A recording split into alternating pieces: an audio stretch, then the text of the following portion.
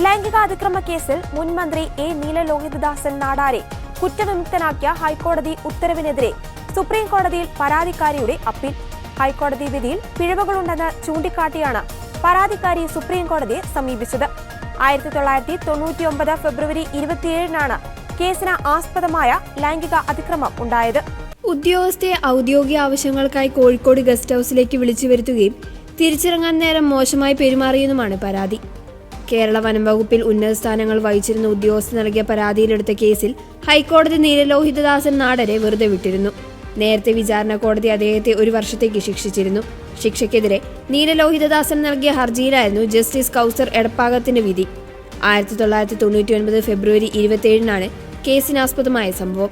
അന്ന് വനം മന്ത്രിയായിരുന്ന നീലലോഹിതദാസൻ ഫോണിൽ നിർദ്ദേശിച്ച പ്രകാരം ഔദ്യോഗിക ചർച്ചയ്ക്കായി കോഴിക്കോട് ഗസ്റ്റ് ഹൌസിലെത്തിയ ഉദ്യോഗസ്ഥയെ ചർച്ച കഴിഞ്ഞ് മടങ്ങുന്ന സമയം 1-ാം നമ്പർ മുറിയിൽ വെച്ച് കടന്നു പിടിക്കുകയും അപമാനിക്കുകയും ചെയ്തുവെന്നായിരുന്നു പരാതി. ഇത് ഉയർന്നു വന്നതോടെയാണ് വനം വകുപ്പിലെ ഉദ്യോഗസ്ഥ അന്നത്തെ DGPക്ക് പരാതി നൽകുന്നതും കേസ് പിന്നീട് ക്രൈംബ്രാഞ്ചിന് കൈമാറുകയും ചെയ്തത്.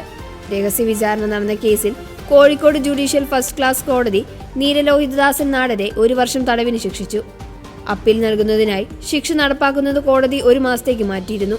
തുടർന്ന് നീലലോഹിതദാസൻ ഹൈക്കോടതിയെ സമീപിക്കുകയായിരുന്നു. വനം മാഫിയാണ് തനിക്കെതിരെയുള്ള കേസിന് പിന്നിലെന്നായിരുന്നു നീലലോഹിതദാസൻ നാടർ ആരോപണങ്ങളെക്കുറിച്ച് പ്രതികരിച്ചത്.